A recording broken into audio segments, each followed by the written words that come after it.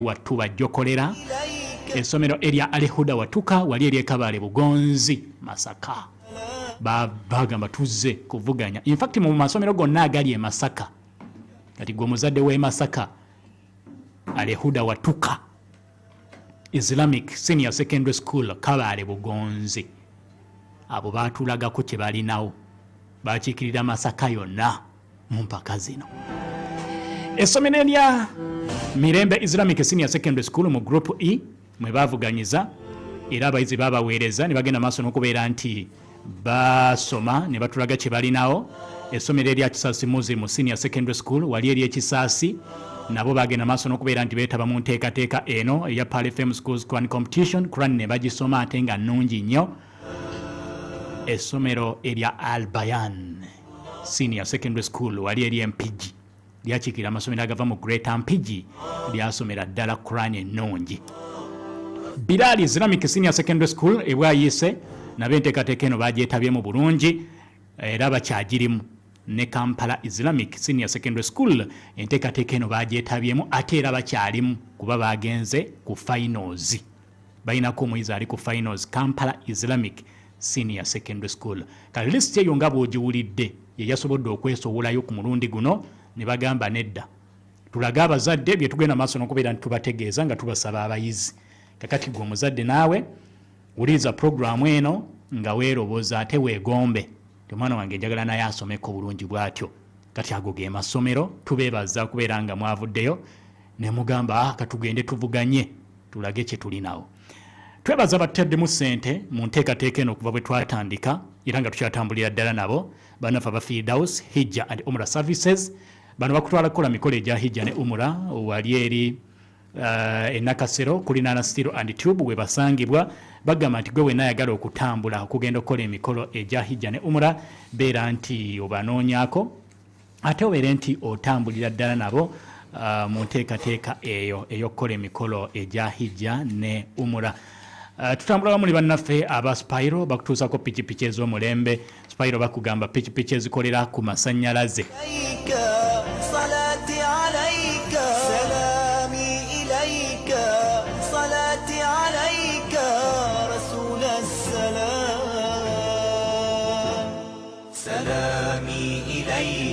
صلاتي عليك رسول السلام عليك. Banafa ba Spiro bakugamba nti basangibwa eri ku offices eza Boda Union okwetoola eggwanga lyonna.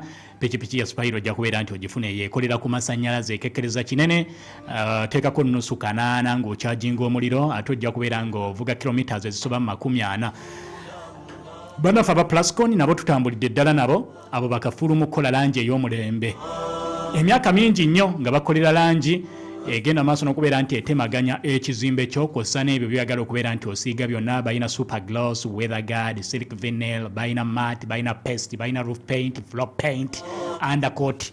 Kyonna kyoyagala mu langi bajja kuba bakikutuusaako bulungi. Bannaffe aba Plascon genda mu hardware ekuli okumpi weefunire langi ya Plascon. Abo tuli nabo banywanyi mu nteekateeka eno eya Pal FM Schools Quran Competition 2026. Banafa bajamada Luminac bano basangibwa wali eri ku Narubega Complex ku Bombo Road bakutuusaako buli kalonda yenna ow'ebyatika n'ebitaatika ebyeyambisibwa mu ffumbiro girasi, masowaani, sepiti, butaasa, oyagala tray, oyagala majiiko, oyagala fooko, oyagala ki, oyagala flying pan osiike ejjiri kuwomere, oyagala sepiti efumba emmere y'abantu 500 bagirina, oyagala sepiti efumba emmere y'abantu 10 bagirina, mmere y'abantu 5 otandika maka toyinaawo kyolinawo. Teekateeka busepiti bugule masepiti butaasa bugule buli kimu kigule ng'ojjama nafa bajamada Luminac balina butipoti flasks byonna babirina. Kati ne bajja ku mashini ate ezikola ssente balina Joyce dispenser ng'otandika business yakola Joyce genda bazikuguze ku ssente entono ddala. Balina water dispensers, bakuleetedde rice cookers, bakuleetedde pressure cookers, bakuleetedde ice cream machines n'ebirala byonna babirina abajamada Luminac. Bakubireko ku namba yaabwe y'essimu eri 070M3448 070M3448 ojja kuba obafuna bulungi nnyo nnyini ddala. Kakati Sheikh Jagwe Sulaiman wali nnyo wano tugenda kutandika empaka ez'olunaku olwaleero wabula nga tetunazitandika kankole katono bwe nti tukomawo ne Sheikh Sulaiman Jagwe abamu ku be tutambudde nabo mu nteekateeka eno abasazi b'empaka wali nnyo olunaku olwaleero tugenda kutambulira ddala naye abaana nga basoma khutuba semi-finals tulina abaana bana tutwalako abayizi babiri abagenda ku finals ate wiiki ejja Monday n'olwokubiri tujja kubeera atera n'enteekateeka eyabo abagenda okubeera mu namba 3 abaavuddeko bajja kukomawo Monday n'olwokubiri tutegeere baluwa abakutte ekifo ekyokusatu katudde Omuzadde tukwaniriza ku Sweet Valley Islamic Primary School abasangibwa Eddegeya Bombo ku kyalo Kibajje ng'ovudde Bombo mu tawuni. Ssomero liva ku nursery okutuuka ku kibiina ekyomusanvu. Tusomesa eddiini n'oluzungu. Tulina day ne boarding era omwana agenda okuva ewaffe ng'asobola okusaaza. Tulina enteekateeka eyambako ku bamulekwa. Tulina eddwaliro ly'essomero. Tulina staafu 2 eya secular n'ey'eddimbu era nga center number zombi weeziri. Ebisale byaffe bisoboka eri buli muzadde. Endabirira y'abaana nnungi ddala. Tuzimba n'okutumbula ebitone by'abaana. Okuwandiisa abaana kugenda mu maaso ku ssomero lyaffe Eddegeya Bombo Kibajje. Okumanya ebisingawo tukubire ku note 7 note 888 oba ku note 786 note emo 6593. Oyagala okukyusa olunaku lwa bulijjo olufuula olukulu? Fumba amazzi oseemu Fortune Tambi Spaghetti ebisigadde byekole byokka. Ssanyu lyokka lye mubeera mwolekedde okugabula spaghetti wa Tambi. Muwoomu ebitagambika, mulungi nnyo ate akkusa. Abaana basaba kubwongeza, abakulu babugaana ssanyu. Fortune Tambi Spaghetti akolebwa ba Bidco Uganda Limited era weefunira owuwo okuvaawo ku dduuka erikulira ku 17 Part of Africa Radio ekkulu ery'omuntu wa bulijjo mwebale nnyo mwebalire ddala abakyatwekumiddeko mpaka za Pal FM Schools Crown Competition 2026 tugenda kuba twegattibwako ne Sheikh Hussein Haruna Muwonge era abagenda okusala empaka zino. Sheikh Jagwe Sulaiman abantu bawe ku salaamu ate tusimbule mu mpaka ez'olunaku lwaleero. Naam, a'udhu billahi minash shaitanir rajim.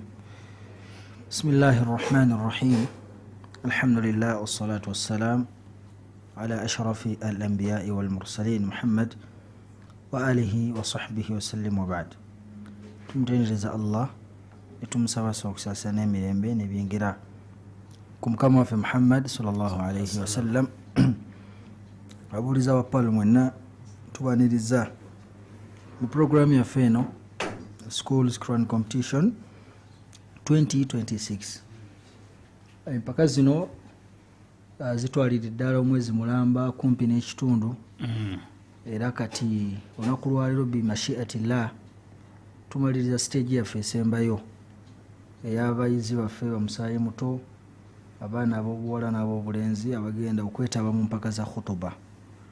Quran twagimaliriza olunaku lwajjo twalina ejjuzo emu ejjuzo 3 n'ejjuzo 5 era twagenze tujjako amasomero 2 abagenda ogenda ku finals insha Allah era nga bakama baffe bajja tutegeeza finals ezo zigenda kubeerawo ddi. Mu studio wano ndabawo abayizi baffe okuva ku masomero 4 okuva ku ssomero eriyitibwa Hawa Secondary School wali Naluvule. Ndabawo omuyizi okuva ku Kampala Islamic SS okuva ebweyogerere. Ndabawo omuyizi okuva ku Sharija Busaabala. Sharija erindese Kayini. Ndese Kayini. Kayunga Road. Kituufu ekyo. N'omuyizi ow'obuwala okuva ku Madina Islamic SS Nsanji Katereke. Betuyira wano mu studio inshallah mu dakiika ezitali zawala Sheikh Hood ajja kuba atutegeeza ekiddako inshallah. Kokula eri omuntu wa bulijjo 17 akatonyeze 9 Pearl of Africa Radio. Bwetyo bwe tuli mu nteekateeka zino za Pal FM Schools Crown Competition. Jukira twabagamba nti amasomero gano gasiko walinga obubonero okusinziira ku bayizi abagenze maaso n'okubeera nti bayitawo buli mutendera gwe tugenda maaso n'okubeera nti omuyizi atuukako essomero lifunamu kinene nnyo nnyo nnyo nnyo nnyo. Olunaku olwaleero nkakasa nti abali mu studio kuliko Mbazira Rafik okuva ku Hawa Senior Secondary School, nkakasa nti tulina Lugemwa Abdul Hakim okuva ku Sharija Islamic Senior Secondary School and Sekayini, nkakasa nti tulina Namitala Walda okuva ku Madina Islamic Senior Secondary School, ate era tulina ne Abdul Mohsin Kayare okuva ku Kampala Islamic Senior Secondary School. Bebayizi abaana be tulina mu studio. Jukira amasomero gano tuze tugagamba teri kukyusa, eyatandika yamaliriza. Era nkakasa be twatandika nabo be tulina ze face ze tulina paka kati teri gwe bakubye saabu, bonna bagenda kuba batubuulira amannya be tulina. Kasa tulabanga erinnya lyayogera terikwatagana na lino banga ne face fe tuzimanyi face nga tefaanagana, sindu abamukubye makeup n'afaananamu oli beebo be twatandika nabo. Tegeza erinnya kasa likyukamu oyo aba takyavuganya oyo oba oleese mupya. So be twatandika nabo be tukyalina, kitegeeza nti amasomero gasobodde okuuma endagaano gye twatandika nayo. Twabagamba nti amasomero gano gajja gafuna obubonero ti buli ssomero eryetaba mu mpaka ne bawandiisa omuyizi oba abayizi ne bajja, buli muyizi yakuwa obubonero bubiri bubiri wali mu bibinja bubiri bubiri. Buli ssomero lyafuna obubonero bubiri bubiri buli eyeetabamu mu mpaka omwana yakuwa obubonero bubiri. Kitegeeza nti essomero eryatuwa kategore zonna n'otuwaamu omuyizi omu buli kategore wafuna obubonero 8 ne buba wali. Abayizi abayitawo okugenda ku mutendero ogwokubiri round 2 era baakuwa obubonero 3 gw'owessomero. Kitegeeza nti gwe yaviirako ku mutendero ogwasooka wasigala ku bubonero 8. Bano abayitawo ne badda ku mutendero oguddako, buli muyizi eyayitawo essomero yalyongera obubonero 3. Kati ojja kwesanga nga yayisaawo abayizi 4 bonna ne bagenda ku level eddako bafuna obubonero 3 buli muyizi ne bwetopinga ku buli 8 bwe baafuna, oba obubiri buli muyizi bwe yafuna, then nakugatirako n'obu3 noba n'obubonero 5 ku buli muyizi. Ntegerekese bulungi. Kati omuyizi n'agenda ku level eddako n'akuwa obubonero. Level etabaddeko obubonero ye level ya play-offs yokka yetabaddeko obubonero, nti essomero lifuna bwe butya. Play-offs tezabaddeko bubonero. Kakati we tuli ku semi-finals, abatuuse ku semi-finals era amasomero mwagawadde obubonero, n'abagenda okutuuka ku finals era essomero lyo oli wano okolerera bubonero bwalyo. Mu mpaka zino ngenda kusaba abayizi bano baddako kati kwata bululu nga tutandika programu y'olunaku olwaleero, tulabe ate baani abagenda ku finals ez'empaka eza Pal FM Schools Crown Competition 2026 ku level ey'okusoma khutuba.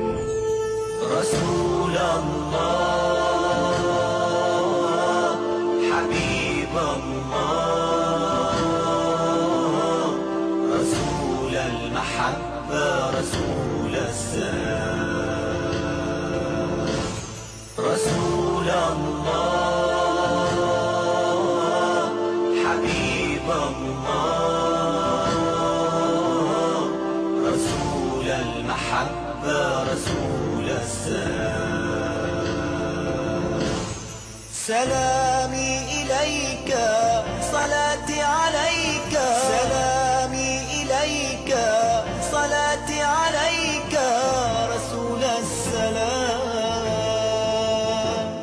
سلامي إليك صلاتي عليك رسول السلام عليك السلام.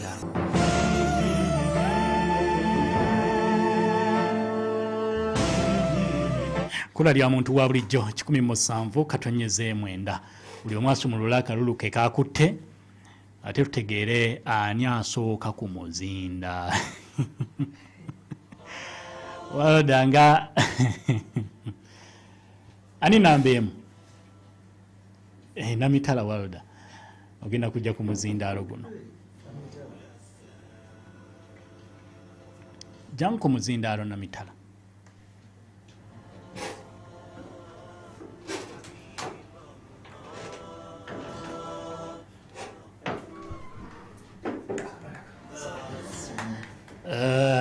tuulaawo tuula oba tukyayanjula سلامي إليك صلاتي عليك رسول amannya go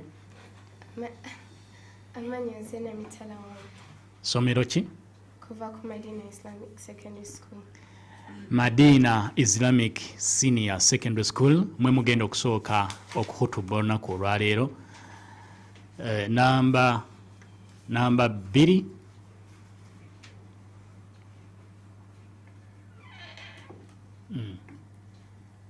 erinnya lyange nze Mbazira Rafiq kuva ku Hawa Secondary School Naluvule. Mbazira Rafiq Hawa Secondary School Naluvule yagenda okubeera mu namba 2 namba 3 Assalamu alaikum wa rahmatullahi wa barakatuhu. wa alaikum assalam wa rahmatullahi wa barakatuh. Amanya Lugemwa Abdul Hakim kuva ku Sharija Islamic Secondary School ndise Kaini. Lugemwa Abdul Hakim okuva ku Sharija Islamic Secondary School endese Kaini mu namba eyoku 3 namba 4 Assalamu alaikum wa rahmatullahi wa barakatuhu.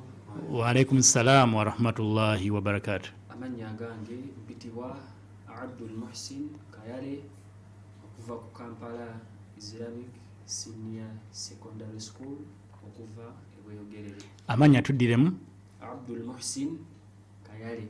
Abdul Muhsin Kayale Kampala Islamic Senior Secondary School eBweyogerere. Namba emu ogenda kusembera ku muzindaalo wano.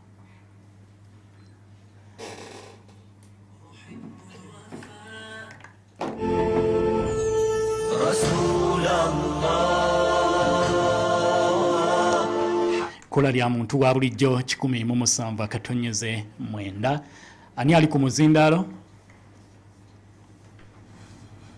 Amanya Zena Mitala Walda. Namitala Walda. Sheikh Jagwe wali nnyo ne Sheikh Hussein Mwonge. Sheikh Mwonge tuwe kusalamu. Naam, assalamu alaikum wa rahmatullahi wa barakatuh. Wa alaikum assalam wa rahmatullahi wa barakatuh. Alhamdulillah, wassalatu wassalamu ala rasulillahi sallallahu alaihi wa sallam. Tubaza Allah subhanahu wa ta'ala kadekatu wadde. Atera netwongera okujagulizaako amasomero agatuusiza abaana ku semi-finals kubanga gye tuvudde si kumpi.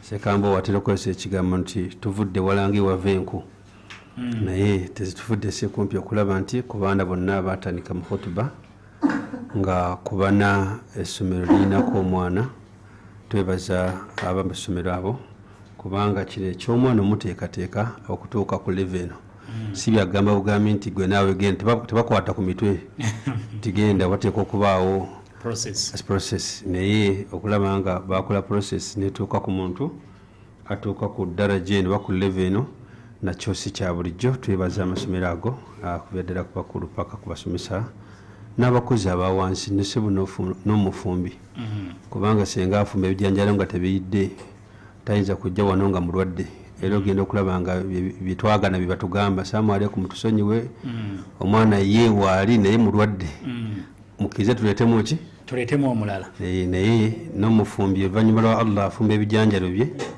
n'abeera nga namitala waroda abirya nga temirimu buto najja mu mpaka za kulaani nga mugumu olwekyo n'abakozi bonna abamasomero twebaza tugenda kutandika kyemmanya amateeka gaffe mwenna buli kiisa atuuse ku ddaraja eno agamanyi bulungi musajja binyumye nno barakallahu fika basajja bonna banikandikanye dda muninakandikanye ate nkya sijjuma kitegeeza nti temugiramu ddala paka lwa mukaaga enkya musaize eddala nejjuma n'omuwala naye anyumye okusinziira ku kyambalo ky'omukyala naye anyumye tugenda kutandika inshallah temwetagisibwa kubaddamu kubabuulira byetusala kuli kya byonna eno khutuba Sheikh Jagwe ndowooza tuli seti wali ku kyuma kyaffe ekibala khutuba khutuba kitegeeza nti khutuba erina arkaani zaayo tulina ziteekako ebirowoozo obudde bukulu nnyo eddakiika meka eddakiika 7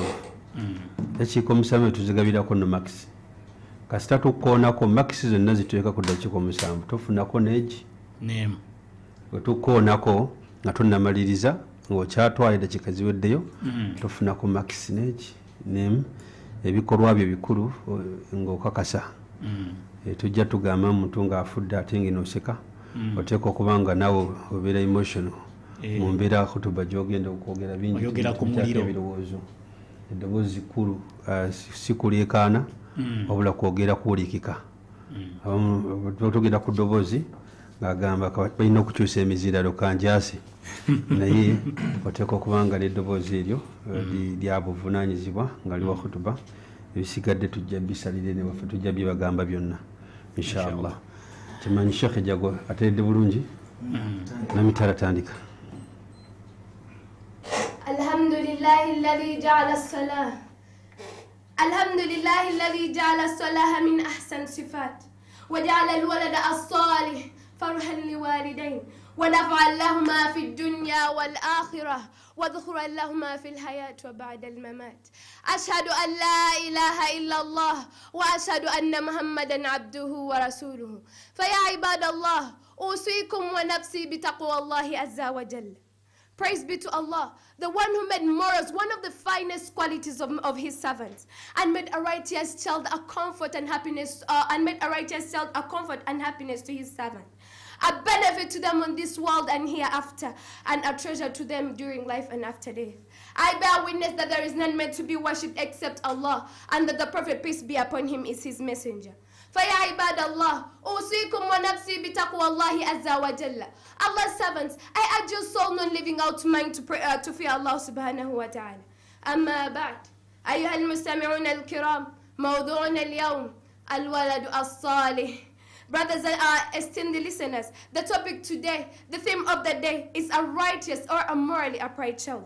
Sifatul walad as-salih adida. The qualities and attributes of a righteous child are many. Yes, there are many. وباختصار, but for the meantime, سننظر على ما يلي. We're going to look at the following.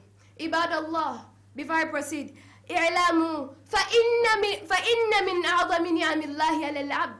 And among the greatest blessings Allah could ever grant to his servant, أن يرزقه ولدا صالحا يعبد ربه ويطيع والديه, is to grant them a righteous child that praises Allah and obeys their parents. For indeed there is no gift that is better than that to a parent.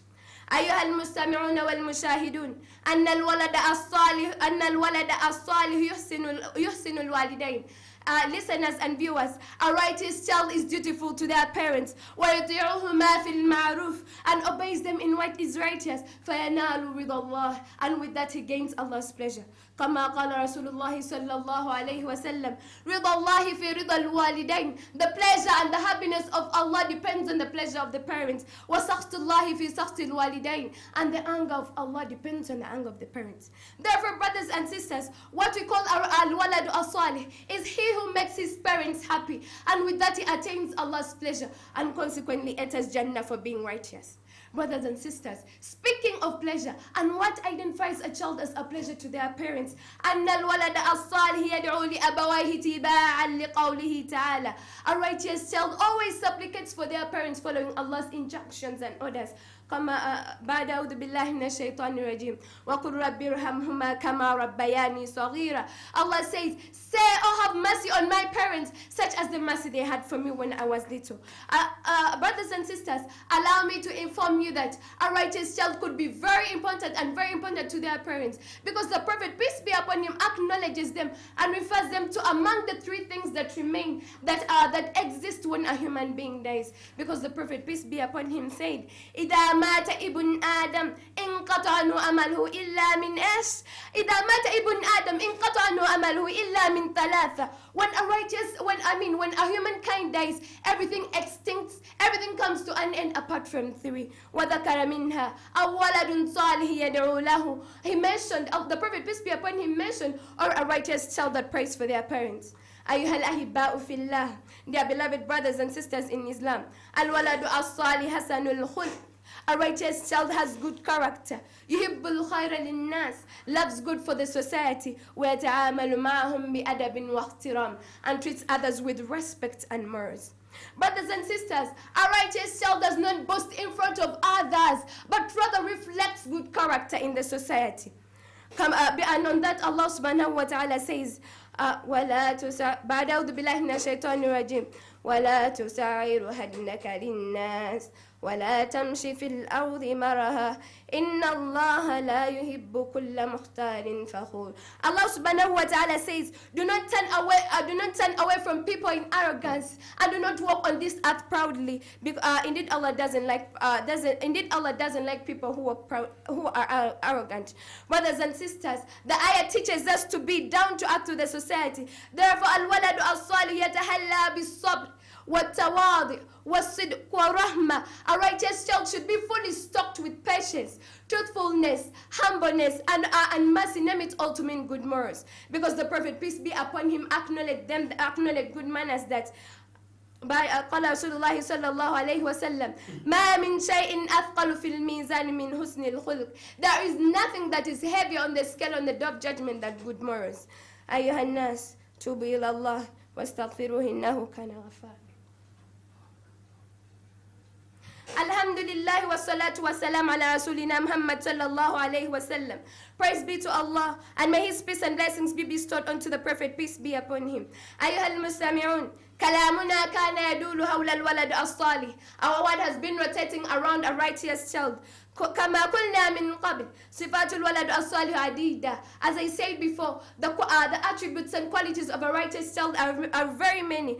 But lastly, أخيرا يقول الله في سورة لقمان يحكي عن عبده الصالح وهو لقمان الذي كان يعظ ابنه. Allah subhanahu wa ta'ala narrates about his righteous servant who was counseling his son to be al-walad as-salih, saying, يا بني أقم الصلاة وأمر بالمعروف وانهى عن المنكر واصبر على ما أصابك إن ذلك من عزم الأمور. Allah subhanahu wa ta'ala talks about the qualities of a righteous child in reference to the speech of Luqman, who was advising his child to be righteous, saying, my son, attach yourself to prayers, for enjoin to what is right and forbid what is wrong.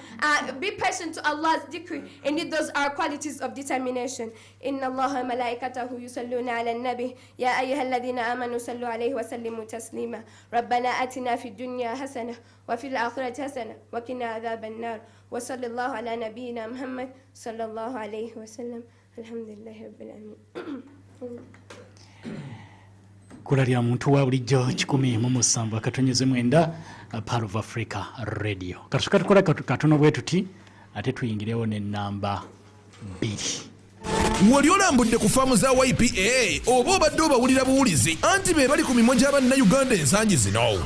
Omukisa guzze ku Sande nga 26 Ogw'omusanvu 2026 mujje tulambule. Oli memba oba toli, YPA kuwadde omukisa okujja okulaba ku ebyo abantu bye bagamba mbu tebisoboka. Tusimbula ssaawa 12 ez'okumakya ku ofiisi za YPA ku Lubaga Road. Weewandise n'emitwalo 10 kati era okumanya ebisingawo kuba ku noti 7 noti 3 noti 34. Tosubwa okulambula kwa YPA okujjudde okulaba, okuyiga, okusanyuka, okulya n'okunywa. Tusisinkaneyo ku Sande nga 26 Ogw'omusanvu. Abawuliriza abafe abalungi nga Uganda egenda maaso n'okulwanyisa ekirwadde ky'Ebola, ekitongole ky'ebyobulamu kikujjukiza nti obujjanjabi obulala gamba ng'obwa TB, omusujja gw'ensiri, okuziyiza n'okukebera akawuka ka siriimu, okusaako n'obuyambi obulala bwonna bukyagenda maaso mu malwaliro gonna okwetooloola eggwanga. Genda olabe omusawo akujjanjabe so si gwe wekka kwejjanjaba. Bw'oba oli ku bujjanjabi obw'ekirwadde kya TB oba omusujja, genda mu maaso ng'okozesa obulungi eddagala lyo. Okkirizibwa okuddayo mu ddwaliro olabe omusawo ku nnaku ezaakulagirwa. Kano kakulu ojjukizibwa nti yadde ng'eggwanga liri mu kutangira Ebola, amalwaliro go gakyagenda amaaso n'okujjanjaba Bannayuganda endwadde ez'enjawulo ezibasoomooza. Faayo nnyo okwewala Ebola, kuuma obulamu bwo. Jjukira bino waamanga. Weewala okwegatta n'omuntu yenna nga tumanyi bw'ayimiridde ku nsonga y'akawuka akaleeta mukenenya. Weebakenga mu katimba k'ensiri bulijjo, ensiri zireme kuluma. Ate bw'ofuna omusujja, dduka misinde mu ddwaliro ofune obujjanjabi. Obubaka buno bukutuusibwako ekitongole ky'ebyobulamu. Dennis, ngoyambukira ku misinde gya yiriyiri mu by'emirimu. Emisinde kwe nyambukira tegyereeta gyokka. Nasalawo okufaayo ku kyendi ne kyenjagala okuba gye bulijja. Ne mmalirira kukozesanga ebisingayo mu buli kimu. Nkozesa White Star Magic okukuuma engoye zange nga zitemagana okukamala n'okuwunya obulungi. Kino kinyambye okubeera waggulu mu byonna. Wow! Kyamazima ddala. Abakulembeze batambulira wamu n'obuwanguzi. Weeyitira obuwanguzi ng'okozesa White Star Magic. namba emu mu ggwanga weekuumire mu maaso obukyavu tebusobola kwesembereza white star magic. White star magic olunaku lwonna ng'otukula ebitagambika. namba emu mu kwoza wano mu ggwanga. ettendekero lya ssaabasajja kabaka Buganda Royal Institute of Business and Technical Education Kakeeka Mengo ly'ettendekero erizimbye omukulu ogutasiimuuka mu byenjigiriza ebikyusa obulamu bw'omuntu okuyita mu masomo agatuukira ddala ku byetaago eby'omulembe guno n'ebiseera eby'omu maaso. Abayizi batendekebwa mu masomo ag'enjawulo nga mechanical engineering, electrical engineering, civil engineering, plumbing, fashion and design, journalism, cosmetology, catering, tourism n'amasomo amalala mangi ku ddaala erya certificate ate ne diploma. Okuwandiisa abayizi abamaliriza P7 senior 4 ne senior 6 kugenda mu maaso. Essimu noti 7 noti 6 22 32 23 ne noti 7 6 36 21 71. Tusubwe omukisa guno okusomerako mu ttendekero lya Ssaabasajja Kabaka. Omuzadde tukwanjulira Broadway High School Kawempe essomero erivuddeyo okubangulira omwana wo ku musingi omunywevu mu byenjigiriza mu ddiini okukusa n'ebyensi. Essomero lya secondary ery'omulembe eritwala abaana abawala n'abalenzi nga lirina buli kimu omuyizi n'omuzadde kye bandyetaaze: library, science laboratory, computer laboratory, standby generator, school vans, ekifo ekiyonjo era ekigazi obulungi nga n'okukituukako kyangu nnyo. Tulina UNEB center namba zombi O-level ne A-level era nga performance yaffe yesinga. Jjukira nti Broadway High School Kawempe essomero lya Kisiraamu naye nga n'ab'enzikiriza endala baanirizibwa. Kutumbula ebitone abalala twabaleka. Tuli Kawempe ku 5 era nga owetera ku benzina petrol station. Okumanya ebisingawo kuba ku noti 7 noti 3 97 54 16 ne noti 392 noti 17 74. Broadway High School amagezi bugagga. Ku 17 Pale FM ekula eri omuntu wa bulijjo. Tukyali mu mpaka za Pale FM Schools Grand Competition. Leero semi-finals hutuba nambe mutu muwulidde ne tugenda mukuumulamu kakati tukomyewo ne namba 2. Namba 2 gwani ali ku muzindaalo? Amanya nze Mbazira Rafiq okuva ku Hawa Secondary School e Naluvule. Mbazira Rafiq okuva ku Hawa Secondary School e Naluvule. Okay. Seka jagwe. أعوذ بالله من الشيطان الرجيم. بسم الله الرحمن الرحيم. الحمد لله الذي من علينا بنعمة الإسلام وكفى بها من النعم. أشهد أن لا إله إلا الله وحده لا شريك له وأشهد أن محمدا عبده ورسوله وصفيه وخليله أرسله رحمة للعالمين وقدوة للمتقين. عباد الله أوصيكم ونفسي بتقوى الله فهي النجاة في الدنيا والآخرة. All praise due to Allah, the most merciful, the most gracious. I bear witness that there is no God worthy of worship except Allah, and I bear witness that Prophet Muhammad, peace be upon him, is his messenger and servant. My dear brothers and sisters, I urge you and myself to fear Allah because it is the way of salvation in this world and hereafter. الموضوع اليوم, today's sermon, ولد صالح, a righteous child. فيا عباد الله إن من نعم الله العظيمة التي لا تقدر نعمة الولد الصالح. My dear brothers and sisters, one of the greatest blessings that Allah Ta'ala offers upon a believer is the righteous child. Raising up a child is one of the greatest responsibility entrusted to parents, which requires sincere effort, patience, and reliance upon Allah. A good child is not merely one who performs better, but is one who believes in Allah, worships Him sincerely, follows the Sunnah, honors the parents, live according to the teachings of Islam, because is a valuable asset to Muslim Ummah. Not only that, it's a source of joy for parents, because wealth, status, and worldly achievements may bring temporary happiness, but a righteous child is a lasting blessing whose goodness extends to his life and hereafter. Such a child is a source of blessing. Such a child is a comfort. My dear brothers and sisters, today we are to reflect on a righteous child, the qualities that distinguish such a child, and how parents and the society can hope raise children who are devoted to Allah and beneficial to humanity. Awalan, the first thing, الولد الصالح يكون موحدا لله تعالى متبعا للرسول. A righteous child should worship Allah alone through following the Holy Quran and Sunnah, as the Prophet Muhammad, peace be upon him, emphasized us that taraktum fikum ma in tamassaktum bihi lan tadhillu ba'di kitabillahi wa sunnati. The Prophet Muhammad emphasized that I have left among you that if you hold it firmly, you will never go astray. That is the Holy Quran and Sunnah. A righteous child should observe the Holy Quran because the behavior of a child is not limited to outward politeness or academic success, but it is seen in faith, obedience to Allah, respect to parents, honesty, humility, kindness, and sincere desire to please Allah in every action, which are true reflections of the Holy Quran. Dear parents, Tawheed is the best way of grooming children. As Allah says in the Holy Quran, when Luqman was grooming his child, Allah says in the Holy Quran, وَإِذْ قَالَ لُقْمَانُ لِابْنِهِ وَهُوَ يَعِظُهُ يَا بُنَيَّ لَا تُشْرِكْ بِاللَّهِ. He said, my son, do not associate anything with Allah. He did not start with wealth or anything, but he started with Tawheed, because without a sound of belief, no deed can truly succeed. But for us, what do we emphasize our children? Our societies are facing many dilemmas because of children who are not groomed well. Right now, our societies are facing many dilemmas. They are our children who terminate us from our jobs, who imprison us in jail. They are our children who take our properties just because they were groomed to kill, steal, corrupt, and each and everything. We need an intercession of Allah's rahmah. Therefore, my dear brothers and sisters, let us groom children. Another thing, ثانيا الولد الصالح يحافظ على الصلاة. A righteous child should establish prayer. As Luqman was counseling his child, Allah says in the Holy Quran, يا بني أقم الصلاة وأمر بالمعروف وانهى عن المنكر. My child, establish prayer, encourage what is right and forbid what is wrong. A prayer is not just an obligation. It's not just an obligation, but is a foundation of faith. A greatest act of worship and heartbeat of a believer. This strengthens the child's relationship with Allah, prevents evil, immorality. It teaches the child discipline and responsibility. It purifies the heart and develops good character. That's why the Prophet Muhammad, peace be upon him, said in the Holy Hadith, "Murru awladakum bis-salah wa hum abna'i sab'ah." Command your children to pray when they are 7 years old, because it is beneficial. And also the scholars tell us, حال العبد في صلاته حاله في حياته.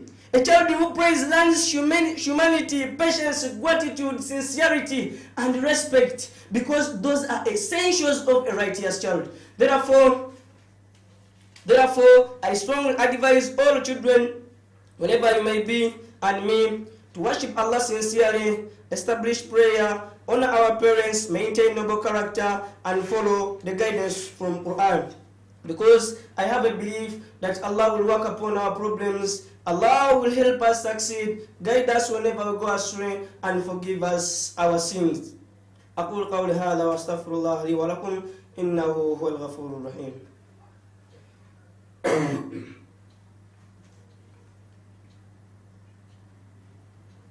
الحمد لله رب العالمين اللطيف الرؤوف المنان الغني القوي السلطان الحريم الكريم الرحمن الرحيم. But, my dear brothers and sisters, as I conclude today, let us remember that a righteous child is not a wish attained without effort. Rather, it is a fruit of faith, supplication, upbringing, and righteous example. So please, parents, strive to raise children upon guidance of Quran and Sunnah. Allahumma salli ala Muhammad wa ala al Muhammad kama sallaita ala Ibrahim wa ala al Ibrahim wa barik ala Muhammad wa ala al Muhammad kama barakta ala Ibrahim wa ala al Ibrahim fil alamin innaka Hamidum Majid. Allahumma aslih abna'ana wa banatina waj'alhum min ahli al-Quran wa min al-muhafidhin ala as-salah. Rabbana hab lana min azwajina wa dhurriyyatina qurrata a'yun waj'alna lil muttaqina imama. Wa sallallahu ta'ala ala sayyidina Muhammad wa ala alihi wa ashabihi wa sallam walhamdulillahi rabbil alamin. Amin, amin, amin, amin. Barakallahu fikum. Yo Sheikh Bazila Rafiq. Okuva ko hawa SS. Barakallahu fik. Tuchagenda maaso programu yaffe empaka za Qur'ani nate ne khutuba ku bana bato. era wetwogerera tugenda ku namba 3 gwe bayita Lugema Sharja atuuliza ali eno omulamwa gwaffe ogwaleero gwakubeera nga tulaba omwana omulungi alwaladu assalihu omwana omulongoofu kati ebisigadde bimanyi engeri gye bagenda omwambaza engoye n'ebisigadde naye ngaomulamwa guli omwana omulongoofu twagamba nti ebigambo bino bakutuba zino tuziteekawo si lwakubeera nti baana bakompitinga obula naffe abali eyo okubeera nga tusoma tuyiga ate era tubaako bye tujjamu kati omulamwa gwa leero nkakasa buli yeyita omuzadde olina kyolina okujjamu olabe nti omwana gwe bogeddeko n'ebitende bye omulongoofu gwe ku baana 25 boolina olinako omu oba abaana bookaaba buli kanaku nti school fees zimmenya ezowaayo zikumenya ku mwana omulongoofu oba zikumenya kwanakuba kibooko n'ebisigadde abaana bebasomesa tujjemu ebyokuyiga bagamba abaganda nti bagamba n'engomento oba negwozadde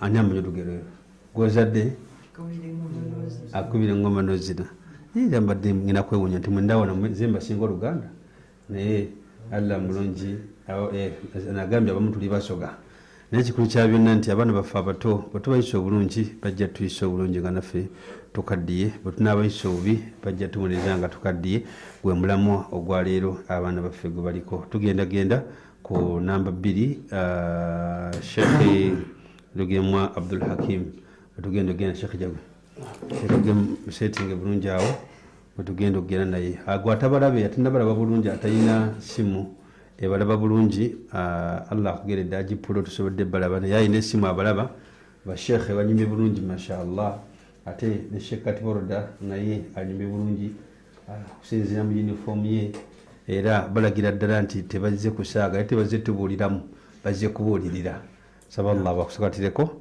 ate bibeere nga bibagasa nogasa umma nam wetegese bulungi sebo yogera amannya go oyogere gyozaalibwa n'essomero gy'osomera so nga ate ne class gy'olimu kubanga nkakasa gy'owangalira bakuwulira bulungi nnyo. Assalamu alaikum wa rahmatullahi wa barakatuh. Wa alaikum salam wa rahmatullahi wa barakatuh. Muzina laguna akumala oba ogongere kwa waggulu awo ndoza kumala amannya go n'ebisigadde amanya Lugemwa Abdul Hakim viridde ku Sharija Islamic Senior Secondary School bakuzaalawa bazaala Kiboga Sebo ekibuga eno akakomero ebukomereyo kale bakuwulira bulungi ab'ekibuga abalina rediyo nam bisimillah ibda alhamdulillah alladhi yahabu liman yasha'u inatha wa yahabu liman yasha'u adh-dhukur aw yuzawwijuhum dhukranan wa inatha wa yaj'alu man yasha'u 'aqima thumma salatu wassalamu 'ala al-hadi المصطفى نبينا محمد صلى الله عليه وسلم طه البشير بكل خير ختام الرسل والهادي الدليل ثم أوصي نفسي وأنفسكم بتقوى الله عز وجل ألا وإن بتقوى الإله نجا من نجا وصار وفاز إلى ما رجا ومن يتق الله يجعل له كما قال من أمره مخرجا أما بعد. Praise be to the majestic and mighty, the King of the world and the heavens above, the one who grants to whom he wills male children, and he grants to whom he wills female children, and to whoever he wants he can mix for him, and to the one he wants he can make him barren, or he can make her barren that he cannot produce at all. My good listeners, our topic of today, al-mawdu'una al-yawm, sananzuru ala al-walad al-salih.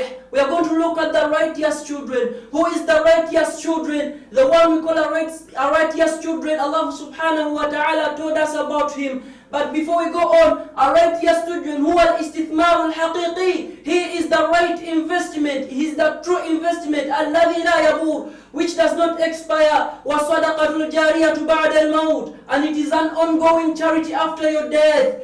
Wa da'watun tarfa'uka fil jannati darajat. And it is of his dua, his supplications that Allah subhanahu wa ta'ala is going to elevate. Allah subhanahu wa ta'ala is going to uplift your status in paradise. My dear beloved brothers and sisters, فَالْوَلَدُ الصَّالِحُ لَهُ صِفَاتٌ. A good or a righteous child has characters. Allah subhanahu wa ta'ala gave him characters. فالولد الصالح أولا يكون بارا لوالديه. The righteous child always is obedient, is always dutiful to his parents. What did Allah subhanahu wa ta'ala say in Surah Al-Isra verse 23? وَقَضَى رَبُّكَ أَلَّا تَعْبُدُوا إِلَّا إِيَّاهُ وَبِالْوَالِدَيْنِ إِحْسَانًا. And your Lord has decreed that you should worship none other than Him, and you should treat your parents good, and you should treat your parents in a very good way. So awaladu salih, the righteous child, is always obedient to Allah subhanahu wa ta'ala, and is always obedient to his parents. Allah subhanahu wa ta'ala commanded whoever is thinking that he's a right children, he should always obey to the parents. يَبِرُّهُمَا فِي حَيَاتِهِمَا, is always obedient to them in their life, during their lifetime. وَيَدْعُ لَهُمَا بَعْدَ مَوْتِهِمَا, and always prays for them after their death. Allah subhanahu wa ta'ala tells us that the righteous children, the righteous child is always prayerful to his parent after their death. Nabiyuna Muhammad sallallahu alayhi wa sallam told us, Inna ar-rajula la yurfa' darajatan fil jannah. Allah subhanahu wa ta'ala is going to elevate a status of a person in paradise. فَيَقُولُ يَا رَبِّ أَنَّ لِي هَذَا. Where is this coming from, my Lord? The person is going to say, where is this coming from, Ya Allah? فَيَقُولُ اللَّهُ تَبَارَكَ وَتَعَالَى إِسْتِغْفَارِ وَلَدِكَ الصَّالِحِ. It is a supplication from your righteous child, the one you prepared on earth, the one you prepared when you were still alive. So whoever wants a righteous child, you should first of all prepare him or her before you die. فالثاني أو الصفات الثاني ولد الصالح. The second character of a righteous child, فالولد الصالح يكون مستقيم على طاعة الله. A righteous child is always upright upon obedience to Allah subhanahu wa ta'ala. الولد الصالح يصلي. A righteous child prays prayers. A righteous child يحفظ لسانه, is always guards his tongue. والولد الصالح يتخلق بأخلاق القرآن. Allah subhanahu wa ta'ala says that the righteous child embodies with the manners of the Holy Quran. That is the righteous child. والثالث الولد الصالح يكون نافعا للناس. The righteous child should always be beneficial to people. الولد الصالح يكون نافعا للناس بعلمه وخدمه. The righteous child is always beneficial to people. With his knowledge, his assistance to the society. How do you benefit the society? If you find yourself benefiting the society under waladus salih, you are a righteous child. But if you don't do so, lasta min awladin salih, you are not among the righteous children we are talking about here. فَيَا إِخْوَةُ الْأَحِبَّةِ, my beloved brothers and sisters, we have seen the characters of a righteous child. But how do we prepare a righteous child? مِنْ أَسْبَابِ صَلَاحِ الْأَوْلَادِ. Among some of the reasons some of the ways we can use to prepare, organize, the ways we can use to organize righteous children, what are they? What are the ways we can use? You may be there listening and say, a righteous child, we have had righteous child, how can we prepare a righteous child? The first way, how we can organize, how we can prepare righteous children. صلاح الآباء سبب لصلاح الأبناء. Righteousness of the parents is a very big reason for the righteousness of the children. If you want your child to be righteous, first of all, you look at yourself. Are you righteous?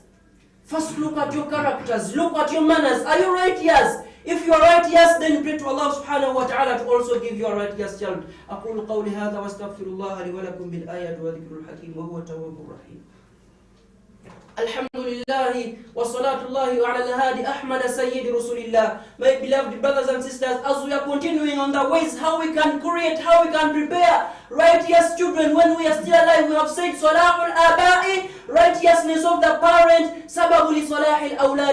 Very big reason, it is a founding reason for the righteousness of the children. If you're not righteous, please, you prepare to also produce non-righteous children. فالثاني أو السبب الثاني كثرة الدعاء لهم أو إكثار من الدعاء لهم. Increasing on the prayers for our children. We should pray for our children. فإن الدعاء الوالد لولده ليس بينه وبين الله حجاب. The supplication of a parent to his children or to her children, it doesn't have any resistance between it and Allah subhanahu wa ta'ala. بمعنى Allah subhanahu wa ta'ala accepts it. Look what Nabiullah Ibrahim, how did he say when he was supplicating to Allah subhanahu wa ta'ala for his children? رَبِّ جَعَلْنِي مُقِيمَ الصَّلَاةِ وَمِن ذُرِّيَّتِي. He said, Ya Allah, make me establish prayer and those who are going to come after me. and my descendants, make them establish prayer. If you want righteous children, please make sure you pray for them for Allah subhanahu wa ta'ala. Inna Allah wa malaikatahu yusalluna ala nabi. Ya ayyuhalladhina amanu sallu alayhi wa sallimu taslima. Allahumma salli ala Muhammad wa ala ali Muhammad kama sallaita ala Ibrahim wa ala ali Ibrahim innaka Hamidul Majid. Warda Allahumma anil ashabir rasul minhum Abu Bakar wa Umar wa Uthman wa Ali wa man ihtada bihadihi wa amala bisunnatihi ila yawmiddin. Rabbana atina fid dunya hasana wa fil akhirati hasana wa qina adhaban nar wa aqimis salata inna salata kanat ala al-mu'minina kitaban mawquta. Barakallahu fikum. Pale FM kumusana kunazimenda ekola eriyo muntu wa bulijjo ngate mukimisola ani ayina okimisola Rafiq nawe kimisola kulemi jama naam tubebaza oyo abadde Lugemo Abdul Hakim okuva ku Sharja tugenze ne khatibu waffe asembayo Sheikh Abdul Muhsin Kayale okuvira ddala ku Kampala Islamic SS era yagenda okusebera sebo arif nafsak amanyago class jolimu gyosomera gyozalibwa n'omuzikiti gwokolako bwa imamu kubanga tulina bakhutaba bakhatibu ab'enjawulo naye mwe temwatubudde muzikiti mukala bwa imamu Rafika okulaba bwa imamu genda oli byogereyo abawulira bulungi imamu gwaleseyo ategeere nti omugjeeko ng'oli eno kusomero y'omu ku baimaamu abakulembera sinze mukulu abakulira abakulira bamuyitaani abakulira bamuyita chifu imaamu bamuyita Hamza Sheikh Hamza ali okubiri nga tulyogedde omutya wanjawe oyogedde otya namu Sheikh Hamza kati gwali deputy nze imaamu tuli bataano ani agabanya ekitambaala awo singa kiba kirabise ekitambaala Sheikh Hamza ekitambaala sikirabangako akirabangako olomanya tubaayo Sheikh Hamza yamanyi gye biyitira wevaayo gwenagenda yimuka otuwulire oli imaamu toli imaamu limamu nabasatu basidi Ahmed ekiwologomaawo kira si ku ssomero wabula ku kyalo musajja lyatalikadde okulya ku zaka walyakuduku walamilina alaiha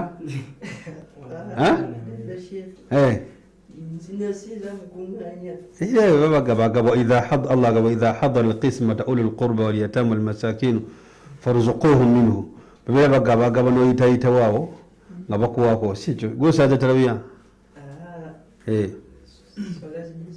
eza bulijjo kale barakallahu fika Sheikh asemye ddala Sheikh Abdul Muhsin Kayale. Assalamu alaikum wa rahmatullahi wa barakatuh. Wa alaikum assalam wa rahmatullahi wa barakatuh.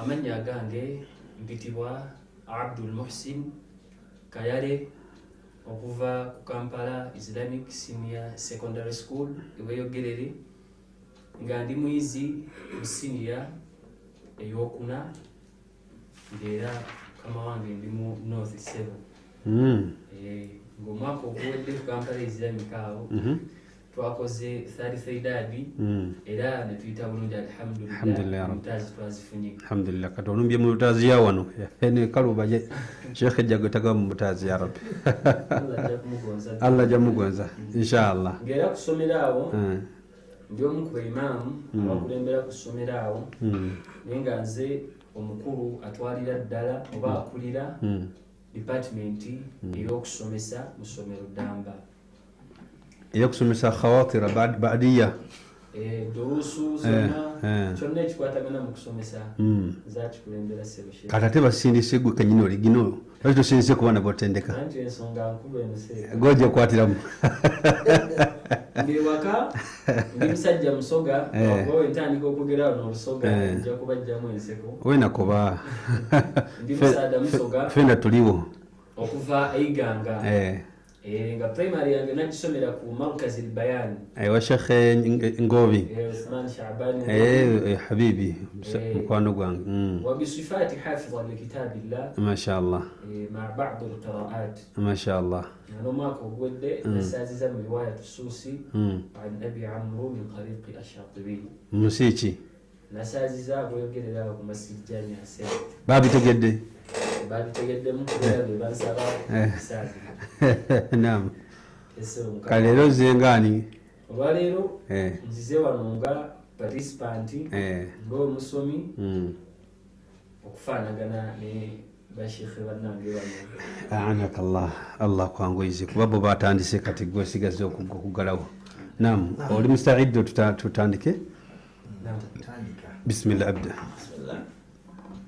الحمد لله الذي جعل الأبناء أمانة في أعناق الآباء وأمرنا بحسن تربيهم ووعدنا بالأجر العظيم لمن أحسن تأديبهم وأشهد أن لا إله إلا الله وحده لا شريك له وأشهد أن محمدا عبده ورسوله صلى الله عليه وسلم وعلى آله وصحبه ومن ولا. أما بعد، أولا فبتقوى الله أوصيكم ونفسي كما قال تعالى في القرآن الكريم: يا أيها الذين آمنوا اتقوا الله حق تقاته ولا تموتن إلا وأنتم مسلمون.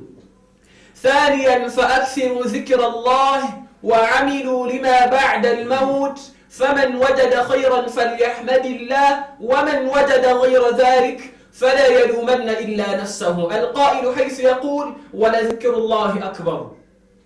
With all that we praise, we appreciate Allah Tabaraka wa Ta'ala for His boundless and limitless mercy, favor, peace and blessings, chances and opportunities He is still providing me and you.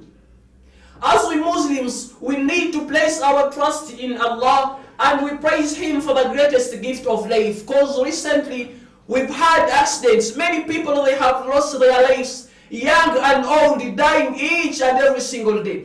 But me and you are still breathing in and out. وَلِذَلِكَ الْأَجِلِ الْمَوْضُوعُ الْيَوْمِ الْوَلَدُ الصَّالِحِ. Our topic today, we are going to talk about a righteousness child. But before we talk about who is a righteousness child, how can we get a righteous child? And how can we prepare him? And who is a righteousness child we have prepared? يقول أهل العلم: الولد الصالح من أهم الأمور التي يجب على كل شخص أن يعتني بها في حياته قبل فراقه لدنيا. A righteous child is one of the greatest things in the world. Each and everything must think before he departs. However, when people talk about a righteousness child, many people, they think that is a child who owns degrees, masters and PhDs. Many people, they think that a righteousness child is a member of parliament. Many people, they think that a righteousness child is the one who has a lot of money. Many people, they think that a righteousness child is the one who got married to a rich family. However, Islam teaches that a righteousness child is the one who prays the 5 daily compulsory congregational obligatory prayers in their righteousness time. A righteousness child is the one who contributes positively to the community to see that there is happiness and contentment. A righteousness child is the one who obeys his parents. A righteousness child is the one who respects each and everyone, regardless he is poor, regardless where he comes from, is a poor family, regardless he is not popular, regardless of each and everything. Because Allah Ta'ala says, Inna akramakum indallahi atqakum. However, this goes to each and every parent who is listening Pearl FM. Before you start inspiring your child, or before you start admiring a righteousness child that has been talked about, we have steps that we follow when we are looking for a righteousness child. Point number 1, parents, if you wish to get a righteousness child, it is compulsory to you to get a righteousness spouse. Nowadays men, they prioritize beauty, they prioritize wealthy. The lady has a lot of money. The lady is so beautiful. The lady comes from a big family. And even the women, they prioritize money. A man man has a lot of money, a man he is a head advantage, a man he is a member of parliament. They think all those, and they leave behind a man being pious, a man being righteous, a man being disciplined. So you must check a wife you're taking. You must check a husband you're taking. Does he fit the post of being a husband? Does he fit the post of being a mother or a father of your children? If you do that, then you are in a right position of getting a righteousness child. ولذلك الأجل توبوا إلى الله توبوا إلى الله توبوا إلى الله.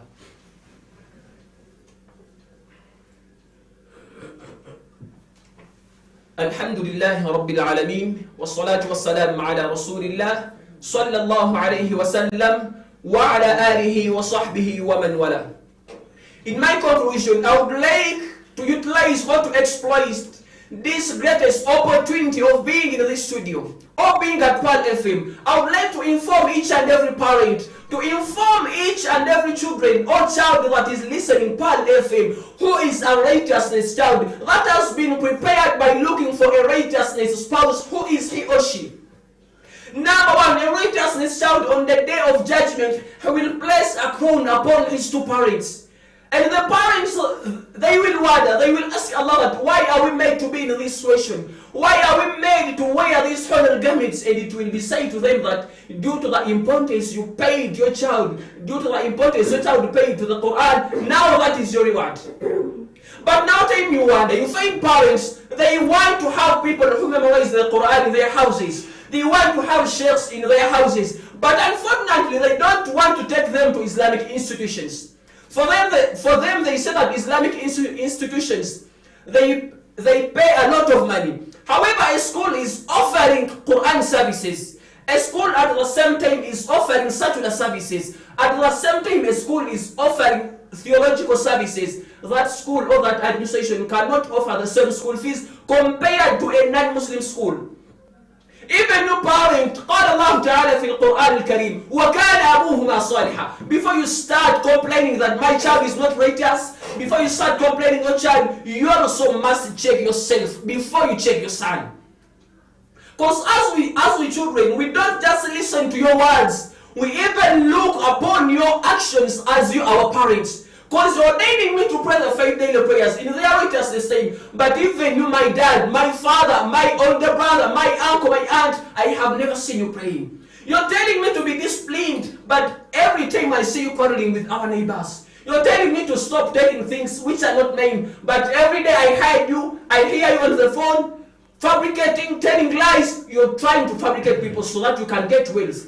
Therefore, even your parents, you must check yourself.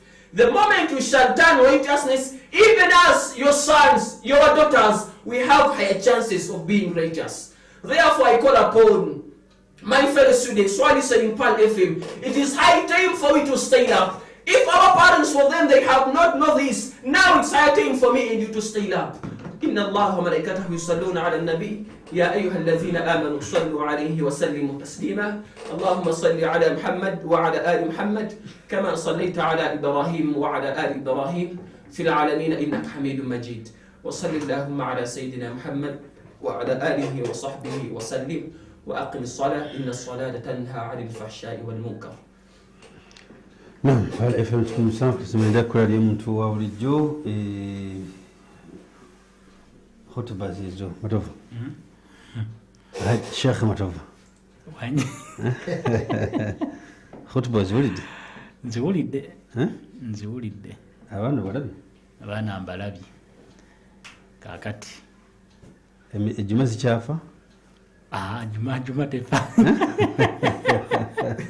ejjuma tekyafudde ate ne bajjuma tefa kati bajja kuddako ebbala wallahi barakallahu fik naye bali baana bamwe kubeera abantu bavunaanyizibwa bakulya creative mujjana mutiisatiisa naye mudde mubisomesa oda abawala basomesa wansi eyo ku Madina oba ofuba otiisatiisa ku mpewo ogemu osomesa abaddu ba Allah ku Sharja wallahi barakallahu fikum Allah bongere era mugende maaso mutendeke ne bannammwe era mwebaziza Sheikh Abdul Muhsin Kayale agambye ye yatendeka banne era tumugambira tutwetedde ku botendeka n'agamba embeera eno yeetaaga nze gyekwatira agambye agenza okulaba ensonga si ya bulijjo yeetaaga ogyekwatiramu si bwebala gyekwatiramu alhamdulillah naye bamudde nammwe mutereke kuba nammwe bafuuka abantu ab'enjawulo inshallah katumulindirize ekinaava ate eno ya Sheikh Jagwe ali biza agatta nga bwetulinde ekive wa Sheikh Jagwe mukkirize soke tufuna obubaka buno butono nnyo tuli kukulalya muntu wa bulijjo bwe tukomawo tujja gy'oli eyo tubuulire gwe obirabyo otya tukuwa omukisa naawe n'osalamuko ku mpaka leero engeri gye batamanyi Sheikh Mwonge bwa khutuba tumayinza obutakhutubamu nga ye kuzoli yasomamu nga ggwe kati owange oli otya leero ndi bulungi twetegekera nnaku nsobole okubaako n'abantu b'ennyamba okubawa ku mmere lowooza ku bulamu bw'abantu tulowooza ogula obuwunga bwa kasooli n'eŋŋano okusobola okukola obuugi ne capati era amagezi g'enkuwa kwe kozesa akawunga n'eŋŋano ebya supreme ebikolebwa aba Mandela Millers. Spring Flour gira mu buwunga obwa kasooli n'eŋŋano alimu ebirungo ebizimba omubiri ateereddwamu ebirungo ne vitamins 9 eŋŋano ya supreme egonda era ng'ekozesa ne butto mutono musange mu supermarkets ne maduuka gonna okwetooloola eggwanga. Spring Flour akolebwa aba Mandela Millers ebusega ku roundabout Masaka Road. abawuliriza abafe abalungi nga Uganda egenda maaso n'okulwanyisa ekirwadde ky'Ebola ekitongole ky'ebyobulamu kikujjukiza nti obujjanjabi obulala gamba ng'obwa TB omusujja gw'ensiri okuziyiza n'okukebera akawuka ka siriimu okusaako n'obuyambi obulala bwonna bukyagenda maaso mu malwaliro gonna okwetooloola eggwanga. Genda olabe omusawo akujjanjabe so si gwe wekka kwejjanjaba. Bw'oba oli ku bujjanjabi obw'ekirwadde kya TB oba omusujja genda mu maaso ng'okozesa obulungi eddagala lyo okkirizibwa okuddayo mu ddwaliro olabe omusawo ku nnaku ezaakulagirwa. Kano kakulu ojjukizibwa nti yadde ng'eggwanga liri mu kutangira Ebola amalwaliro go gakyagenda amaaso n'okujjanjaba bannayuganda endwadde ez'enjawulo ezibasoomooza. Faayo nnyo okwewala Ebola, kuuma obulamu bwo. Jjukira bino waamanga weewala okwegatta n'omuntu yenna nga tumanyi bw'ayimiridde ku nsonga y'akawuka akaleeta mukenenya. Weebakenga mu katimba k'ensiri bulijjo ensiri zireme kuluma ate bw'ofuna omusujja dduka misinde mu ddwaliro ofune obujjanjabi. Obubaka buno bukutuusibwako ekitongole ky'ebyobulamu. Bannage musayi Kamadi ng'osikasika abazzukulu obatwala wa ndeka sirina budde mwanange ngenda Kenya ate kukolayo ki batwala ku wakyaliwo essomero abasomesa basiiba mu firimu bw'abaana babalaga bulagi firimu okakasa nze nga nziramu ebyo leka gwe neŋŋenda naye wano bunnansana essomero erisomeseza ku mutindo gw'ensi yonna Ryan Classic Islamic Nursery and Primary School kale kambatwale eyo. Ryan Classic Islamic Nursery Day and Boarding Primary School ly'essomero omuzadde mw'osaanidde okutwala omwana wo anti balina abasomesa abatendeke abali ku mutindo gw'ensi yonna ng'ate eri ku musingi gwa busiraamu basomesa ebyeddiini n'ebyensi okugattako ebyemikono nga n'ebitone by'abaana babitumbula. Basangibwa Nansana Kabulengwa ng'ovudde ku Kyebando Road. Bafune ku ssimu 0702-834 oba 0782-834. Beba Ryan Classic Islamic Nursery and Primary Day and Boarding School e Nansana Kabulengwa. 107 akatonyeze mwenda Part of Africa Radio ekula eri omuntu wa bulijjo. Mwebale nnyo mwebalire ddala abakyekumidde ku mukutu guno. Mwebale kugoberera, mwebale kuwuliriza bali ku YouTube channel eya Pal FM Islamic channel. Mwebale nnyo nammwe kubeera nga muwulirize kule eri omuntu wa bulijjo. Kabuya Fatina oba katubulabye bulungi. Hanifa Elias n'ogamba nti me number 2 and 3 I pray Allah put you among the winners. Abotu bwogambye ogambe nti bakusomedde bulungi ddala namba 2 ne namba 3 bagenze mu maaso n'okubeera nti ekintu bakikolera ddala nga bw'okyetaaga. Ate ono agambye okay Hanifa Elias namugayiza ujja n'ogamba nti including a girl masha Allah. Kubeera nti omuwala naye agenze maaso n'okubeera nti yeetabamu mpaka zino ogambye nti ate ekyo kyagadde nnyo. Mwebale nnyo mwebalire ddala. Nyongera kwebaza bateekamu ensimbi bannaffe aba Firdaus Hijja and Umrah Services bagenda kutwala kukola mikolo egya Hijja ne Umrah basangibwa wali eri ku Nakasero kulinana Steel and Tube wogenda okusanga bannaffe aba Firdaus Hijja and Umrah Services. Ne bannaffe aba Jamada Ruminak wali eri ku Bombo Road Narubega Complex ojja kubeera nga obasangawo nnyo bagende maaso n'okubeera nti bakutuusaako ebintu ebiyambisibwa mu ffumbiro. Bannaffe aba Spyro bakutuusako pikipiki ezikolera ku masannyalaze ez'omulembe nazo ojja genda maaso n'okubeera nti ate ozifuna ng'ogenze ku offices eza Boda Boda Union okwetoolola eggwanga lyonna. ne bannaffe aba Plascon bagamba nti Color Your World ojja genda maaso n'okubeera nti ogenda mu hardware ekuli okumpi ate obeere nga weefunira ku langi yaabwe ey'omulembe eya Plascon. Oyagala Silk Vinyl, oyagala Weather Guard, oyagala Super Gloss, oyagala Texture Paint, oyagala ki, genda maaso n'okubeera nti byonna obifunira ddala bulungi mu hardware ekuli okumpi ne bannaffe abo aba Plascon. Okay, Munana Abdul Salam. Munana Abdul Salam ngobadde ombuzeeko ogambe Sheikh Matovu sir, thank you for your service. You're welcome. You're welcome. Kakati njagala kujja gye muli mu ab'amasimu mugende maaso n'okubeera nti mutubuulira mwana kyasinza okusomera obulungi naye nga sinnajja gye muli waliwo ate asazeeko wano mu studio n'agamba nze wendi nange nzize oyo buli bw'omulaba.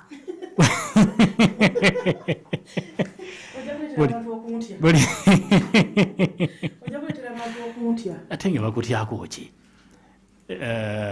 Sembeera omuzindaalo ogwo mukyala Nava kasita omulaba oyo bakwatagana na bya byasimbi kutunda kusiima abantu ebintu bwe bityo. Bannange tukoze kye tukoze nange ndebe mu katale nkefetta bwenzira wano bwenzira era bannange bakama bange mbasaba bwe nkutuukako ne nkugamba nti mukwane empaka za Kurani oziwulira nti nziwulira nti njagala wagira abaana bange oba bambaza makanzu oba oyambaza abashariya ninamu abaana abawala ababaddeko ejjo babeera wano nga babawaanye beebale naye kyembasaba kaakati ke kaseera mukozese essimu yaffe basimbika lekali tutandikire ku baana ababaddewo bw'oba olina omwana ng'akusomedde bulungi Kurani si nnyangu era buli muzadde awuliriza ssaawa eno abamu abatasomeseza abaana bwe bagamba Allah mpa obusobozi mperera omwana wange asobole okusoma Kurani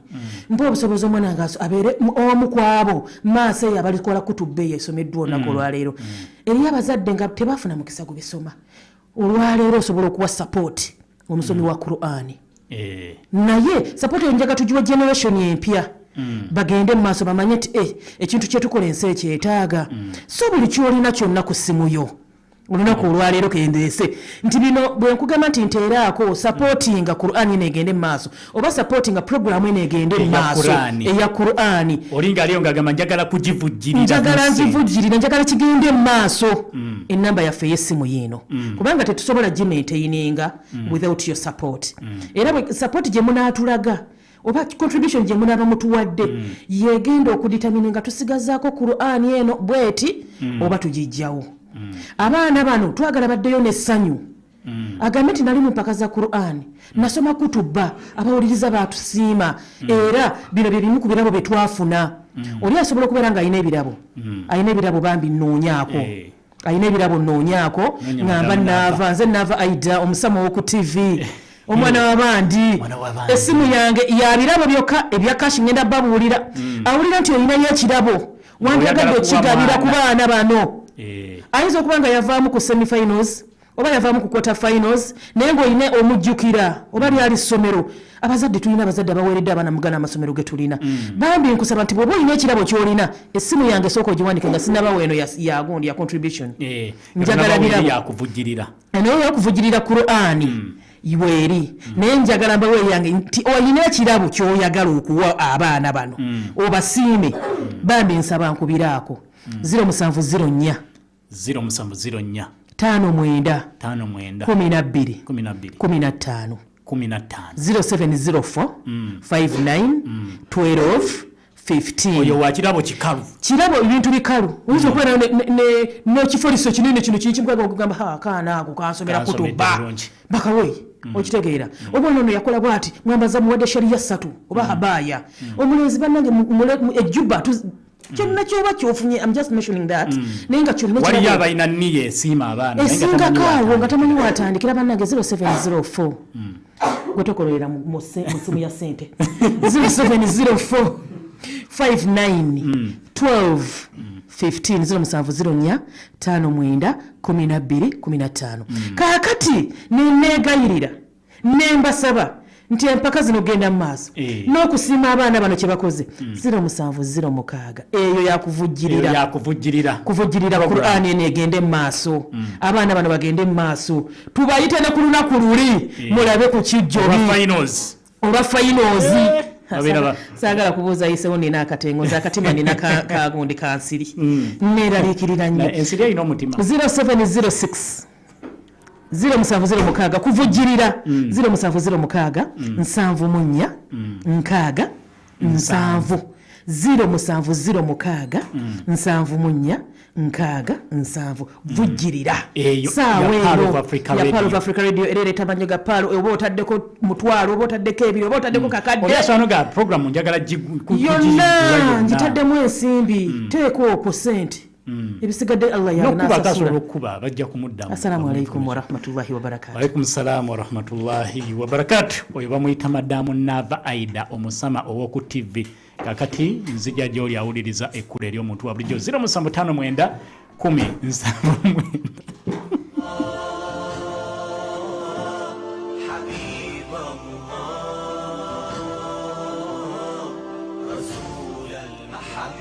Kola lya muntu wa bulijjo 17 akatonyeze mwenda Pearl of Africa Radio 0759 sembya 00 ne ku 0782 Pearl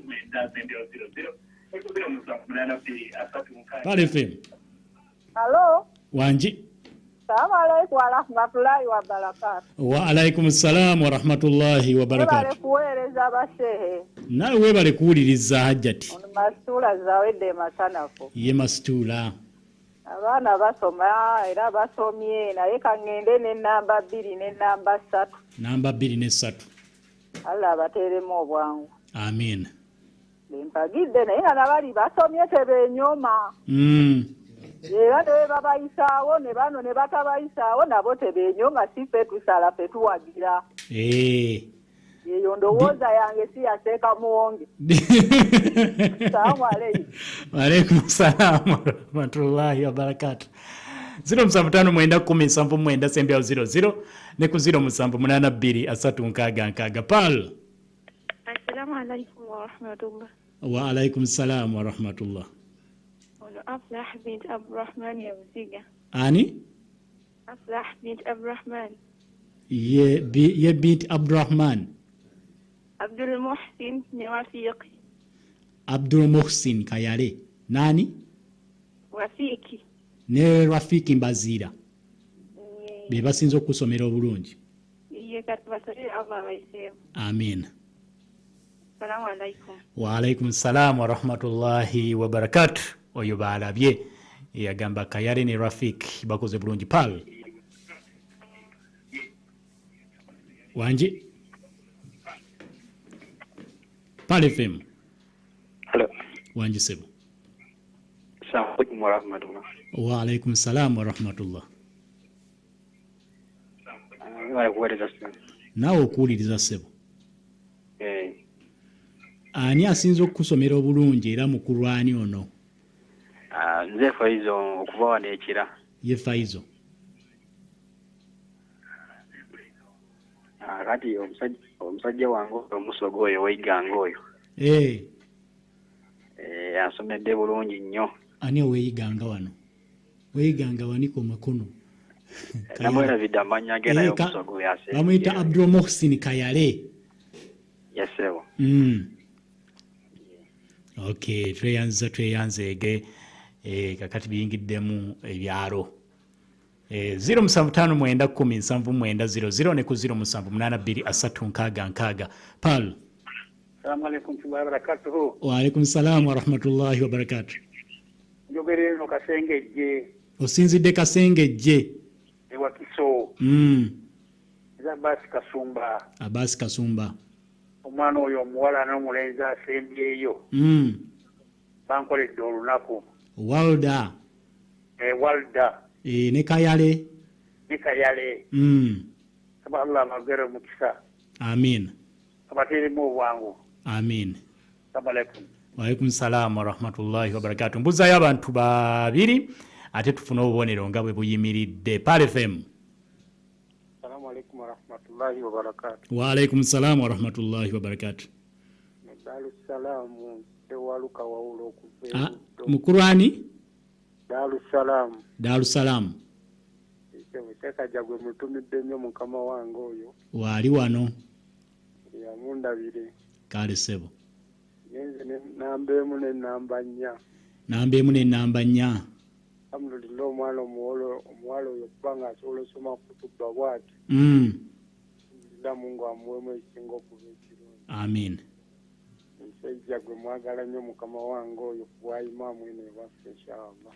Kubwa imaamu bwawa? Ebuddo Maggwa. Sekajagwe. Kubwa imaamu Ebuddo Maggwa bakwagala kukamala. Alaikum salaam wa rahmatullah. Abasiraamu baweereza bulungi. 075107900 tubuzaayo omuntu omu yekka ate tugende mu arizaati. Pale FM.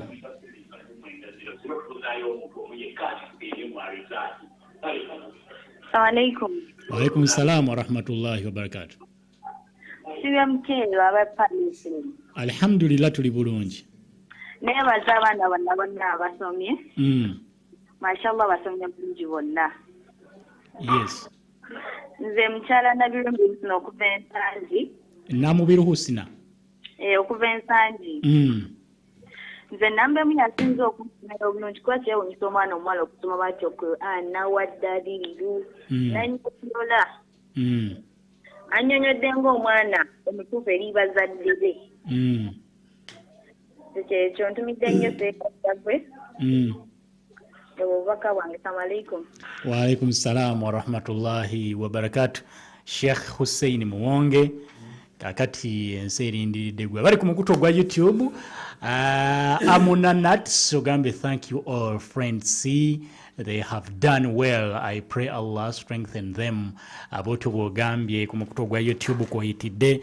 Kanda baba mukumu abalala bayise wano ku mukuto gwa YouTube nga Sheikh Hussein Muwonge naye ate bwateekateeka empapula kubeera nti atubulira ebitambudde.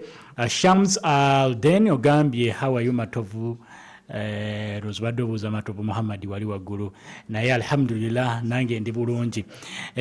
Matovu Muhammad n'ogamba nti nga bulijjo mutuuse mugenda maaso n'okubeera nti mugoberera empaka zino. ZDK 256 obaka tubulabye.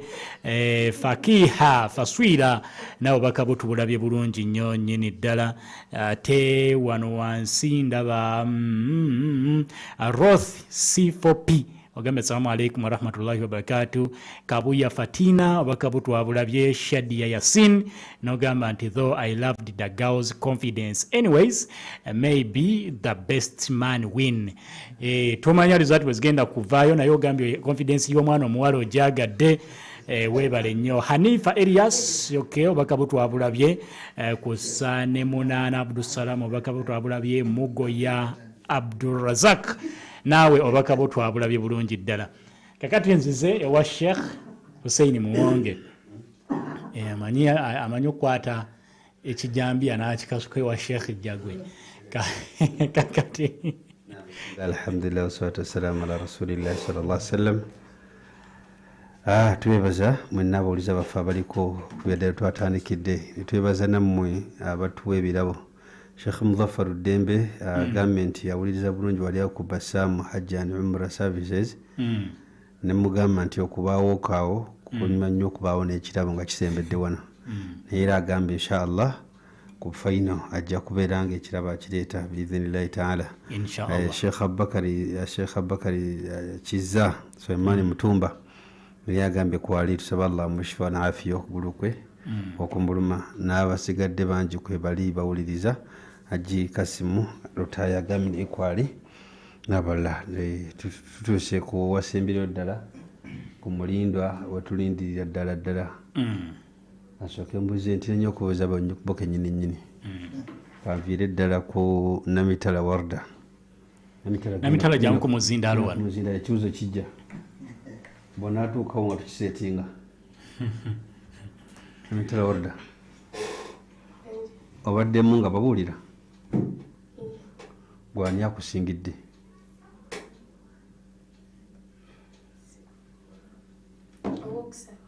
Owokusatu. okusatu babadde yabulidde nomero olutiko lugemwa Abdul Hakim. Kale tugenze wamba zida Rafiq. Rafiq ingire mimbali juba ya Sheikh Bazira wajitandeke gundi labda ubuzibu okweza aha Bazira kwani akusingidde Singidde. Order. Mashallah. Kale tugeze wa lugemwa Abdul Hakim kuva ku Sharija. Lugemwa ni akusingidde. Asingidde okusumira ni Mtala Order. Namtala Order. Ni order ko tuddawo wazemu nakasente. Sisi noli sabalonzi. Waitidde kumpi balondera akalulu kale si wano nolaba engeri abalonzi gye babakolamu. Kale Sheikh Abdul Muhsin Kayale gwani akusingidde Sesebo kama wange asingidde okusomera obulungi abadde Seka Lugemwa Abdul Hakim. Mashallah barakallahu fikum. Akono ke kadde buli muntu ayina amusingidde.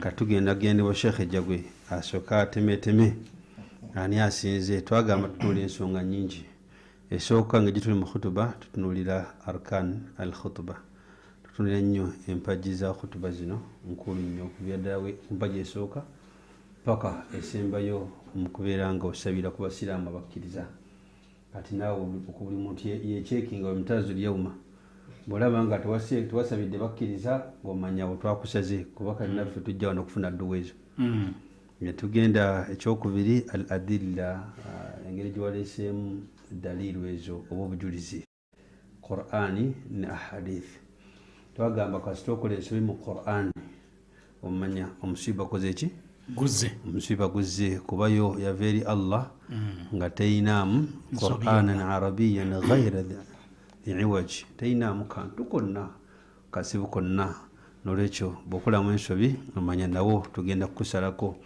ate ekyambe kya Qur'ani kiba kitema nnyo kyokusatu twagenda nnyo ku ishara twagenda nnyo okugezesa egundi emikono egyo tukyagala nnyo body language yo nkulu nnyo okulaga nti kyoyogera kikwatagana nekyo kyobulira okubeera nga ogamba abantu omuliro naye nga oli musanyufu nnyo kati awa tebikwatagana naye nakyo tukiwaako obudde alwakti budde bwokozeseza ngaobuulire taba dakiika 7 kasita osooba n'ogendako mu ndalaba n'okola ki nawo waliwo makisi zofiirwa oba ezikwongerwako ne tugenda ku ddoboozi lyo nalyo kkulu ate ne smartness okufaanana obulungi nga bw'oyimiridde nga otuukiriza emisoso gy'okwambala egy'eddiini n'olwekyo ebyo twatuteekako nnyo essira era Sheikh Jagwe agenda tuwulira wakati wano ani asinze ku munne biidhnillahi taala.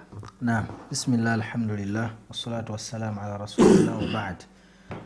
Allah tumwebaza atutuusiza ku kaseera kano mulindwa tumwebaza nti twatandika empaka zino era olunaku lwaleero lwetumaliriza semifinal ez'empaka zino era biidhnillahi tabaraka wa taala essaawa yonna bajja kuba batubuulira final zaddi. Lunaku lwaleero tubadde n'abayizi baffe abeetabye mu khutuba tubadde n'abayizi bano okuva ku masomero 4 tubadde n'essomero bayita Hawa SS okuva Enaluvule Sharija okuva Ndese Kayini nituya ne Kampala Islamic SS okuva e Boyogerere ate ne Madina Islamic SS okuva Ensangi Katereke. Nga Sheikh Hussein Chief Judge ow'empaka zino kwabategeezezza nti tutunuulira ebintu bingi smartness empaji za khutuba eddoboozi kubanga tuba tusomesa abantu eddoboozi lirina okubeera waggulu engeri gy'olazaamu n'ebintu bingi n'obudde kikulu obudde kikulu waliwo wedde abasoma eddakiika ne batazimalayo abalala ne basoma ne bazisussaamu ate Sheikh Hussein yagambye kasita eddakiika zikulema ne woba osomye otya bulungi makisi z'eddakiika oba tugenda kuzifuna naye nga bonna bakoze bulungi okusinziira ku results. Nsomye kutandika kuva waggulu wawazizeka Hussein. idha qataltum fa ahsinu alqitla. Okay, agamba obutta ulongoosa mu nzita naddala nga tusala ebisolo. Okay. Now akutte ekyokuna afunye 89.4. Akutte ekyokusatu afunye 90.35. Akutte ekyokubiri 93.9 n'asinza afunye 94.5. So akutte ekyokuna abadde ava ku Sharjah Islamic Cases okuva Ndese Kayini Rugema Abdul Hakim. Akutte ekyokubiri afunye 93.9 nga abadde ava ku Kampala Islamic Cases. Abdul Muhsin Kayale n'asinze olunaku lwa leero afunye 94.5 okuva ku Madina Islamic Cases Nsanji Katereke. Na Mitala Warda n'akutte ekyokusatu afunye 90.35 Mbazira Rafika okuva ku Hawa SS.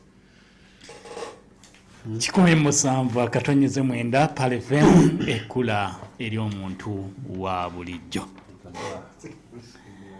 Mpaka za Pale FM Schools Quran Competition 2026 nga Sheikh bwagenze maaso n'okubeera nti abinnyonnyola asinze banno olunaku olwaleero ye Namitala Walda okuva ku Madina Islamic Senior Secondary School n'obubonero 94 n'obutundu 5. Akutte ekyokubiri ye Abdul Muhsin Kayale okuva ku Kampala Islamic Senior Secondary School ng'afunye obubonero 93 n'obutundu 9. Bazira Rafik akutte ekyakusatu okuva ku Hawa Senior Secondary School nga afunye obubonero 9 n'obutundu 35 oba 35. Ate mu namba 4 ye Lugemwa kuva ku Sharjah afunye obubonero 89 n'obutundu 4. Kitegeeza nti abayiseewo okugenda ku finals eza Pale FM Schools Quran Competition Khutuba category bali babiri ye Madina Islamic Senior Secondary School ng'ekiikiriddwa na Mitala Walda kw'ossa ne Kampala Islamic Senior Secondary School nga ekiikiriddwa Abdul Muhsin Kayale. Bwetwe butambudde olunaku olwaleero. Nga tetunnajja mu kusiibula kw'abakulu bano mukkiriza ate tusooke tuteekeyooko ku bubaka bwa bakama baffe buno abantu babuwulire ate basobole okubawagira. Katudde. Hana Islamic Health Care Center beba kuguka mu kujjanjaba endwadde nga bakozesa eddagala ly'obutonde. Tukoledde amajaani ag'enjawulo agayitibwa Ashifa agakoleddwa mu miti egy'enjawulo omuli omuti gwa Habat Sauda. Omubaka Muhammad sallallahu alaihi wasallam gwe yakakasa nti guwonya endwadde zonna okujjako obukadde n'okufa. Gajjanjaba abagazi wa prostate gland, gakola ku baami abanafu, pressure, sukaali, omugongo n'endwadde endala nnyingi. Al-Shifa agula $5 gyokka. Ffe tukula amajaani ga Al-Bayan agajjanjaba ebika bya ulcers eby'enjawulo ne Respa syrup akola ku ndwadde z'ekiwanga. Ate tulina ne immune boosters. Hana Islamic Health Care Center tusangibwa ku Magoba Shopping Mall wansi wa parking kadde omwaliro ogwokusatu opposite n'omuzikiti. Essimu 0702 48 92 97 oba 0774 48 65 noti 3. Muddekyeka amakumi asatu gokka. Hotel Africana ye hotel yoke y'omulembe mu ggwanga eri mu kibuga wakati. Tulina ebikozesebwa byonna: banquet, meeting facilities, conference halls w'onooteeka enkiiko zo okusinziira ku bantu b'olina. Tutuuza enkuŋŋaaniza kuno n'ez'ensi yonna, ebisenge omuteekebwa embaga, obubaga, bedrooms ne workshops. Tulina swimming pools, gardens, sauna, aerobic, steam bath ne massage para. Business center yaffe erimu buli kimu ne forex bureau weeri. Hotel Africana tusangibwa ku plot 2 Wampeo Avenue ku ssimu noti 47775 noti. Mwenna tubaniriza. Hotel Africana ye hotel y'Abannayuganda.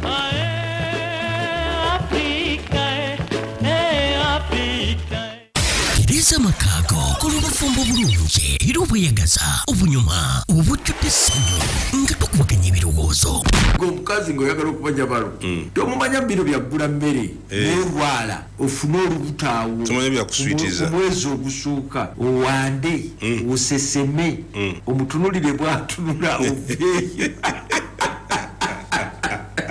saako n'okukuwa ensomesa ez'enjawulo mu ddiini ku nsonga z'obufumbo amaka amalungi ag'obuyisiraamu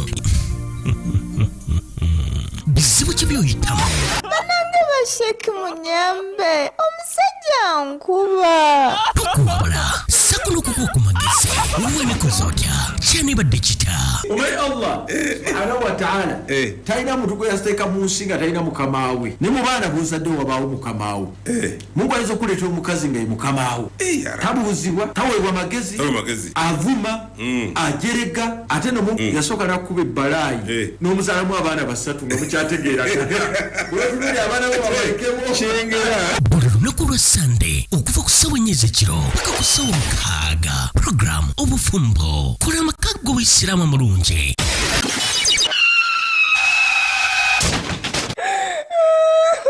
obulamu butalagira ddala singa ofuna obukosefu mu magumba emiranga gibuutikira amalwaliro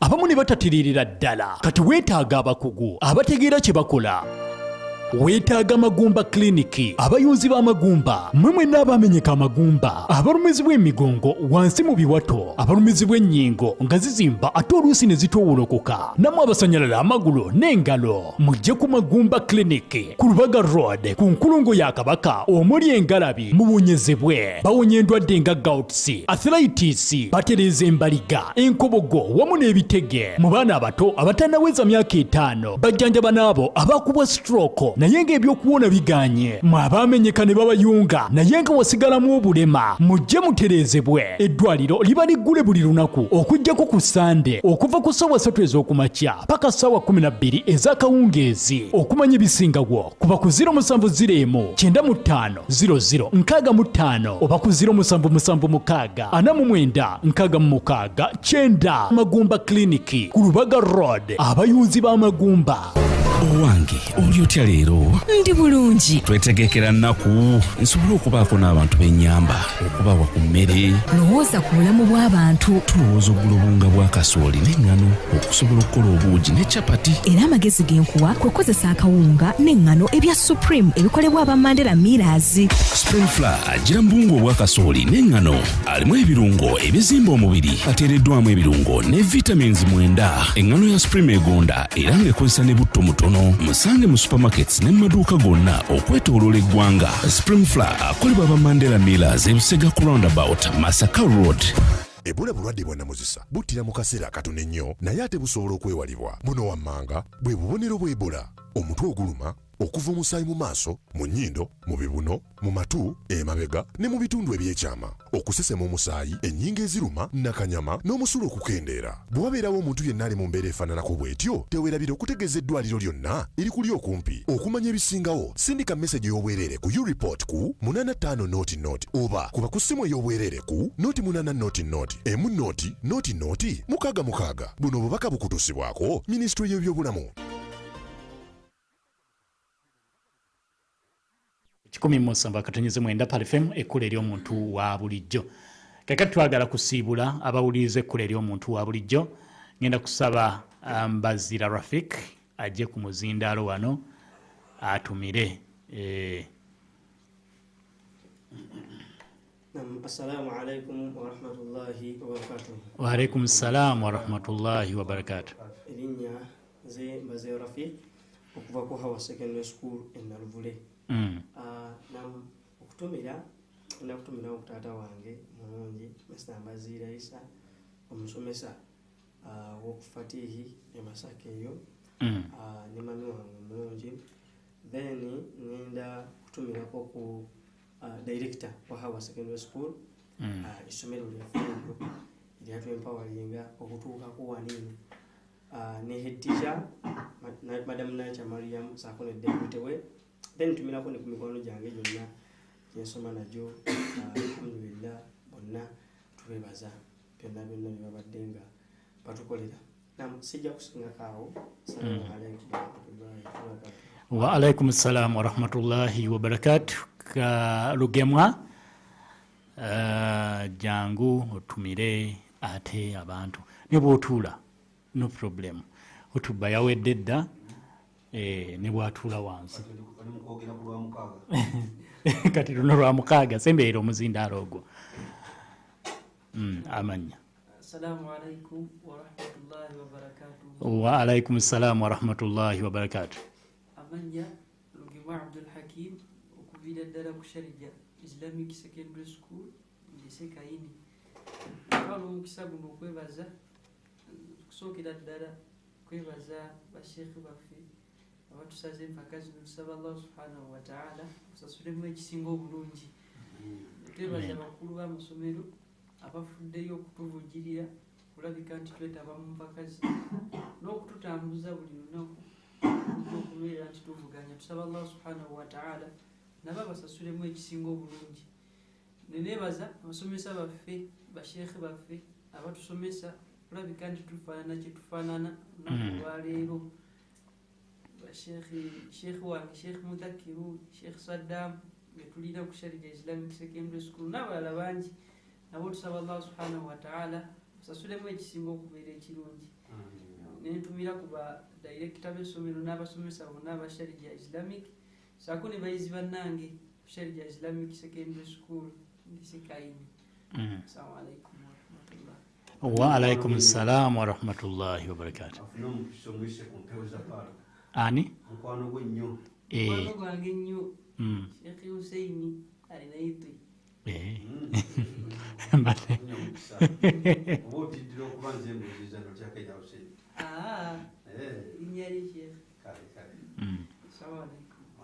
Waliwo oligotera otumira yani ye jjajja tomutumidde jjajja jjajja February Abdullah ejali sako ne Sheikh Kibera Mahdi. Okay. Wa alaikum assalam warahmatullahi wabarakatuh. Sheikh Hussein Muwonge tusibula abawulirize ekkula ery'omuntu wa bulijjo leero twatandikidde paka no wetuli mu ababiri Rafiq ne Lugemwa ku lwokubiri mwetegeke mukomewo inshallah tusobola okufuna anaatuula mu kifo ekyokusatu inshallah muddeyo mu nsiko mufumbe bidhnillahi taala then mwe abayiseeko ababiri Kayale ne Warda ate mwe mulinde ku finals inshallah.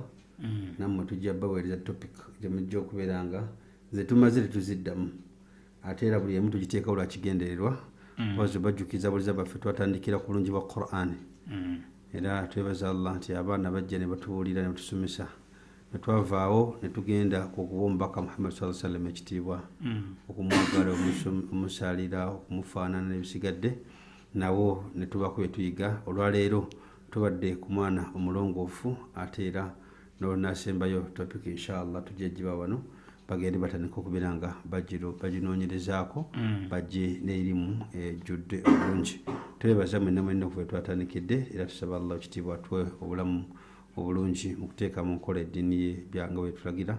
Tukomewo ate ku lwokubiri ku Mande ejuzo esooka n'ejuzo eyokusatu mubeere ready kubanga tujja kukwata categories bbiri olunaku lumu. Then ku Tuesday inshallah aba khutba babeere ready wamu n'abajuzu ttaano babeere ready tubeere nga tufundikira category eyo tulinde abasembe ddala amajuzu mu final ez'empaka zino.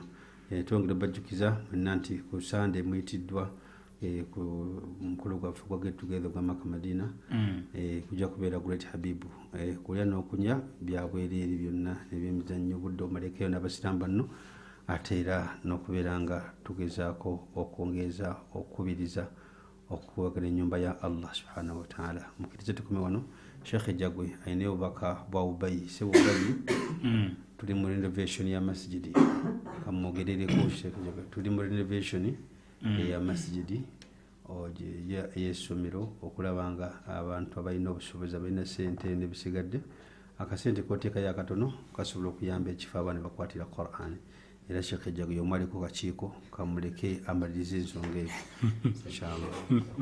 Naam, bismillah wassalatu wassalamu ala rasulillah sallallahu alayhi wasallam. Tubebaziza nnyo mwenna wadde batugoberera. Tusaba Allah subhanahu wa ta'ala abaana baffe bano abasobodde okuyitamu, tusaba Allah abawemu ekisinga obulungi. Amin. Ate n'abo batasobodde kuyitamu tekitegeeza nti temuli balungi, wabula amaanyi gammwe awo we gakomye. Nga Sheikh Hussein wagambye Ubay Islamic Secondary School edda twagiyitanga Ubay Quran Memorization Center ng'ekulirwa mukadde waffe Sheikh Muhammad Haruna Bukenya, musomesa waffe wa Quran. Ng'abayizi ekitongole ekikulira abayizi basomerako ku ssomero eryo kibakoola mwenna abayizi ne ba well wishers. Tuli mu ku renovatinga omuzikiti ate nga yeringa kilaasi mwe twakwatira Quran ffe ne ba Sheikh Hussein Monge ne baseka bonna basomera ku Ubay. So masjidi eyo twetaaga oggi renovatinga insha Allah. Omuntu yenna ayina kyonna kyayagala okuteeka ettaffaali ku masjidi eyo okuggi renovatinga efaanane bulungi kuba eri nnyumba ya Allah. Ate abayizi mwe bakwatira Quran sobola okuyita ku namba 0773 61 2 0776 ana mu 7 kinana mwemu 73. Eyo nno nga ya chairman waffe bamuyita Faruku. 0776 ana mu 7 kinana mwemu 73. So mwenna abayizi ne ba well wishers tubakoola okuyambako ku nsonga eyo bimashiatillahi tabaraka wa ta'ala. Tutumirako abadde batugoberera mwenna Seeka Muhammad Batte, Seeka Kisuule ne Dr. Shuaibu Semwemba Sebo abeerako nga atuwuliriza Seeka Hussein. Tubebaza mwenna biidhinillahi tabaraka wa ta'ala. Tusinkane wiiki ejja insha Allah tabaraka wa ta'ala tuva ku Pal FM. Musibe bulungi, mweraba. Kulalya muntu wa bulijjo 17 nange mukkirize sigenda gazwa kusukka wano katukomewo ate mu nteekateeka ya program mpulidde Kamenya. Nze Munakyaddondo tukwatagane ku Mande n'abajjuzu emu kuli eyakwata ekyokusatu n'ekyokuna akussa ate n'abajjuzu essatu eyakwata ekyokusatu n'ekyokuna bajja kubeera wano mu mpaka ez'okuvuganya mu kusoma ekitabo kya Allah. Assalamu alaikum wa rahmatullahi wa barakatuh. Alhamdulillahi rabbil alamin. Kwetu bibadde programu Schools Brand Competition ngekutusibwako Firdaus Hijjan Humra Services Bakafulu mukukozesa emikolo gya Hijjan Humra nga buli wamu ne Plascon Bakafulu bakukolera langi y'omulembe etafeedinga. Walina ekizimbe ekisiiwuufu nga wakozesa birangi bitategeerekeka tonenya musiizi nedda langi gye wagula yembi zaako Plascon otemaganye ekizimbe kyo.